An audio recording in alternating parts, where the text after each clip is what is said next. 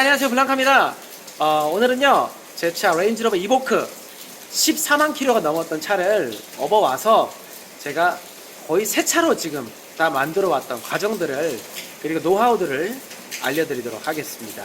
네, 제 차 레인지로버 이보크 L538 모델 2012년식입니다. 다이나믹 버전이고요. 이보크를 고민하시는 분들은 무조건 다이나믹을 사십시오.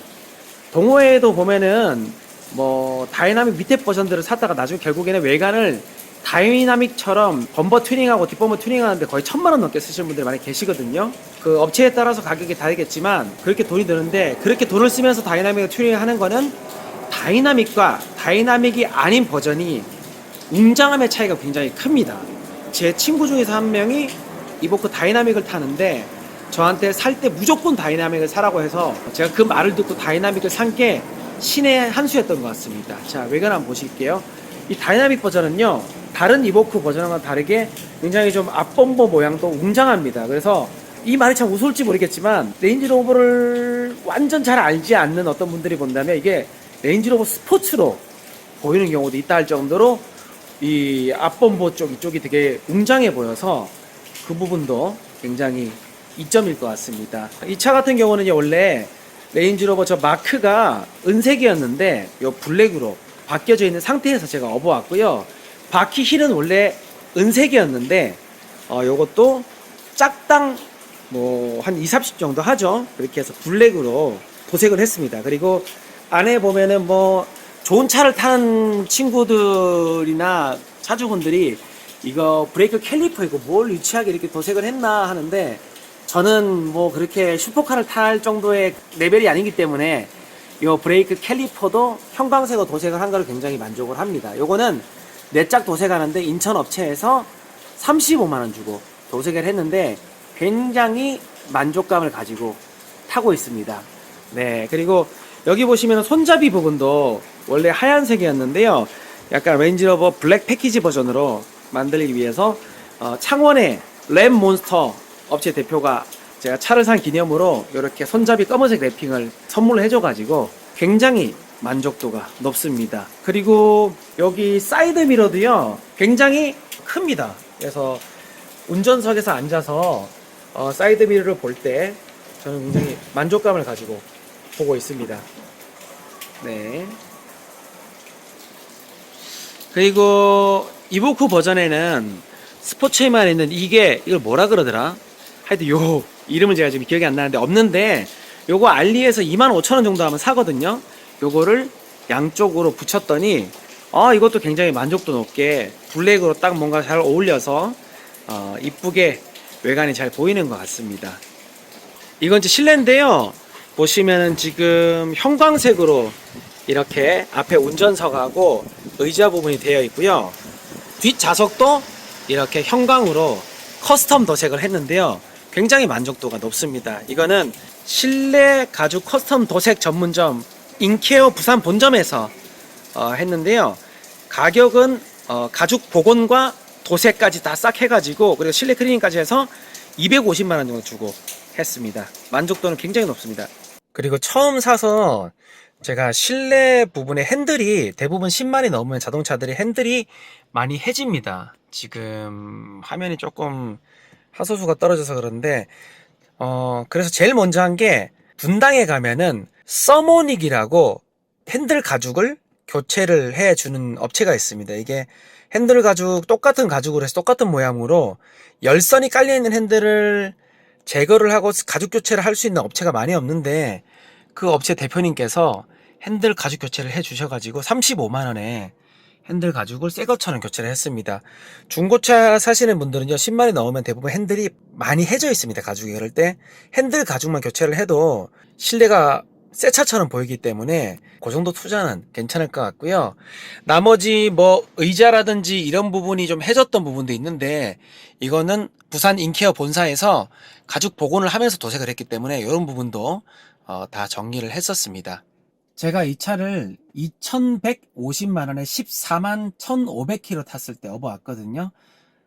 다른 사람들은 뭐 14만 넘은 레인지로버 중고차 가져와가지고 엄청나게 수리비가 많이 들어갈 것이라고 얘기를 했는데, 저도 이 차를 업어오고 나서 제일 처음에 문제가 생겼던 게 디쇼바가 나갔었습니다. 그래서 레인지로버 정품으로 알아봤더니 300이 넘는 수리비가 나와서 그때 이제 수입차, 특히나 그 수리비가 사악하다는 레인지로버의 파워를 알게 됐죠. 그래서 여기저기 좀 수소문도 해보고 공부를 하다가 알게 된 게 레인지로버 정품만큼 괜찮은 애프터 제품들이 많이 있다는 걸 알게 되고, 대만산 애프터 제품 레인지로버 거 디쇼바 2개를 38만원 정도에 해외에서 직구를 해서 공인비 20만원을 주고 디쇼바를 갈았습니다.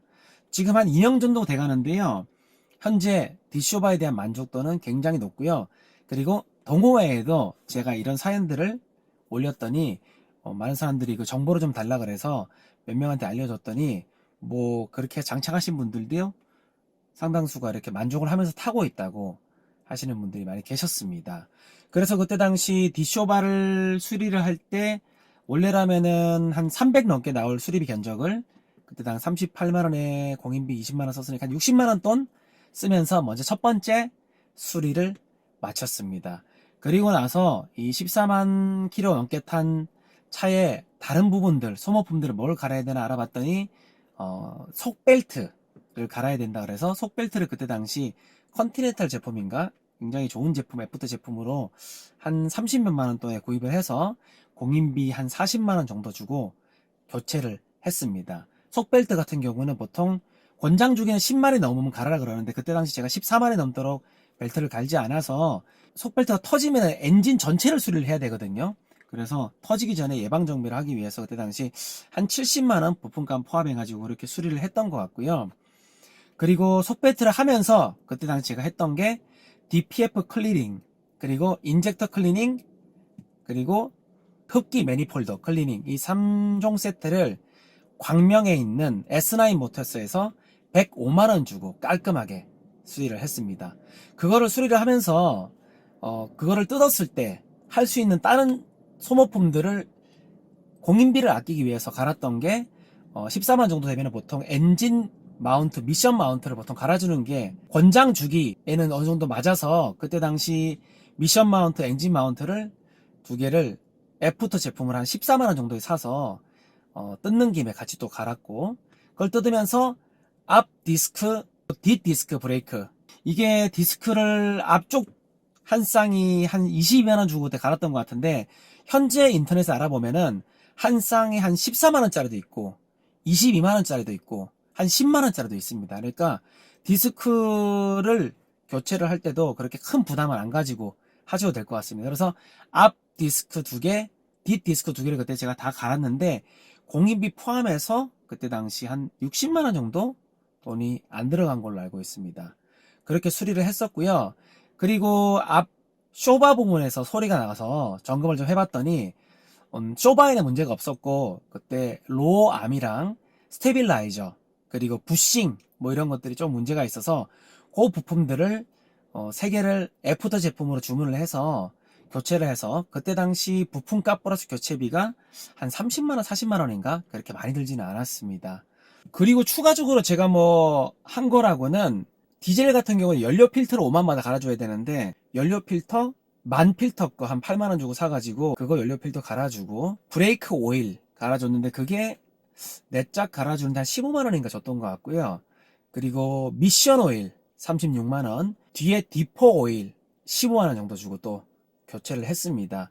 그래서 총 2150만원을 주고 차를 업어와서 현재 17만 9천인데 거의 웬만한 거는 다 새 걸로 갈았습니다. 그리고 얼마 전에 HID 헤드라이트 한쪽이 나가서 이것도 정품으로 알아봤더니 2쪽 가는데 공인 포함해서 40만원이 넘게 달라고 해서 제가 또 수소문을 해보니까 알리에서 HID 전구 이보코에 들어가는 거 좋은 후기가 많은 거 16,000 몇백 원에 직구를 해서 제가 직접 DIY를 해서 한 38만원 또 세이브를 했죠. 그래서 성능 검사에도 얼마 전에 통과를 했고 헤드라이트도 지금 HID 짱짱하게 잘 나오고 있습니다. 종합적으로 보면은 실내 커스텀 도색하는데 뭐 한 250만원 쓴 거 말고는 이거는 뭐 제 취향이라서 이렇게 한 거고요. 그거 외에는 뭐 타이어도 내적 가는데 요즘 중국이 타이어 회사가 세계 거의 2위 정도 한다 그러더라고요. 그 정도로 뭐 대형 회사에서 자본으로 기술자들을 많이 데리고 와서 제품을 개발하기 때문에 중국 타이어도 성능이 굉장히 좋다 그래서 그때 당시 이보코 타이어 4짝을 가는데 한 36만 원 정도 주고 타이어도 갈았는데 지금 아주 짱짱하게 잘 쓰고 있습니다. 그렇게 보면은 총 제가 이 차를 2150에 14만 1,500에 업어와서 쓴 돈은 여기 가죽 커스텀하고 실내 보금까지 다 해도 한 600만 원 돈이 안 들은 것 같아요. 그런데 뭐 지금 실내도 거의 새 차처럼 다 바꿨고 타이어도 새거, 디스크도 새거, 뭐 엔진도 전부 클리닝 했으니까 DPF 클리닝, 인젝터 클리닝 다 했으니까 거기도 다 새것처럼 됐고 뭐 속벨트도 갈았기 때문에 앞으로 10만에서 15만원 문제가 없고 엔진 마운트, 미션 마운트도 갈았기 때문에 한 10만 넘게 동안은 진동의 문제도 전혀 없이 지금 차가 진동이 거의 없거든요. 아주 좋고 그 외에 핸들 열선이 안 돼서 그것도 제 컨텐츠에 보면 있는데 처음에는 클락 스프링이 문제인 줄 알고 업체를 찾아갔더니 그게 아니라 그 안에 들어간 어떤 모듈이 문제라 가지고 그걸 또 부품만 어떻게 수소문 해서 그때 당시 28만 원인가 주고 사서 또 분당에 있는 써머닉 업체 대표님이 갈아주셔가지고 그것도 뭐 그렇게 지금 핸들 열선도 짱짱하고 앞으로 10만원 문제가 없을 것 같습니다. 그리고 이 차 이보쿠의 뭐 장점으로 좀 말씀을 드리면은 일단 스피커가 메르디안 이 스피커인가? 저는 뭐 스피커를 잘 몰라서 뭐 그런 음질에 대해서 관심이 없는데 전문가들이 얘기하는데 이 차가 굳이 스피커를 튜닝이 안 해도 될 정도로 메르디안 스피커 굉장히 좋은 제품이라고 합니다. 여기 보시면 이 제품인데요. 스피커를 좋아하는 제 친구가 이 스피커를 얘기를 하면서 자기도 차를 사면 스피커 튜닝을 많이 하는데 이보크만큼은 스피커를 만지지 않았다 할 정도로 굉장히 평이 좋은 스피커라고 합니다. 저는 이 차를 지금 한 2년 넘게 타고 3만원 넘게 타면서 레인지로버 장고장에 대한 부분을 좀 말씀을 드리면은 저는 문제가 별로 없었습니다. 뭐 어떤 사람들은 레인지로버 장고장 그거 어떡하냐 그리고 차 2대 있어야 되는 거 아니냐고 말씀하시는 그런 우스갯소리 얘기들이 많잖아요. 근데 뽑기를 잘했다라기보다는 물론 뭐 제가 장고장이 없는 차를 잘 가져온 것도 있겠지만은 약간 이런 것도 있는 것 같아요. 예를 들어서 벤츠나 BMW나 아우디가 길에 고장이 나서 서가지고 뭐 레카차를 기다리고 있으면은 고장났나 보네 라고 하는 경우가 있는데 레인지로버가 예를 들어서 고장이 나가지고 서 있으면은 약간 인식이 역시 레인지로버 고장 맞네 이렇게 좀 생각을 하는 경우가 있는 것 같아요. 일단 뭐 저는 2년 넘게 타는 동안 장고장이라는 게 아니라 소모품이야 당연히 나가기 때문에 뭐 핸들의 열선 모듈이라는 거는 15만 정도 됐고 세월이 있으면 당연히 뭐 고장날 정도 되지 않겠습니까? 그래서 그거 갈아주는 거 그리고 뭐 디스크라든지 뭐 다른 어떤 부품은 어차피 소모품이니까 갈아줘야 될 것들 그 외에 이 모델이 엔진 누유가 별로 없는 것 같더라고요. 예, 그래서 얼마 전에도 가서 점검을 해봤는데 미션 쪽에 누유도 뭐 확인되지 않았고 물론 누유가 생겨도 애프터 제품들 너무 잘 나와서 부품값은 걱정을 안 하고 공인비가 뭐 나쁘지 않은 곳에 가서 잘 수리를 하면 될 것 같다는 생각이 또 들더라고요. 제가 이래저래 애프터 제품을 직구를 하면서 수리를 해보니까 부품만 잘 구하면은 공인비 싸움인 것 같아요. 그래서 그런 부분에도 저는 별로 걱정을 안 하고 있고요. 그리고 이 차를 타면서 제일 좋은 거는 이것도 좀 카푸어적인 마인드인데 일단 이 차가 새 차도 8,800만 원 정도밖에 안 하거든요. 근데 사람들 인식이 일단 제가 레인지로버를 탄다 그러면은 저보다 훨씬 좋은 차를 타는 사람 막 BMW GT 이런 거 이거부터 비싼데도 불구하고 야 그거 1억 넘는 차 아니냐? 그거 되게 비싸지 않냐? 라고 하는데 실질적으로 제가 이거 2150에 업어와서 수리비 한 600 정도 쓰고 지금 새 차를 만들어서 거의 뭐 그 쌍용차에서 나온 토레스 새 차 사는 느낌으로 그 돈으로 거의 이보코 새 차를 만들어 놨죠. 차값 포함 수리비까지 해서.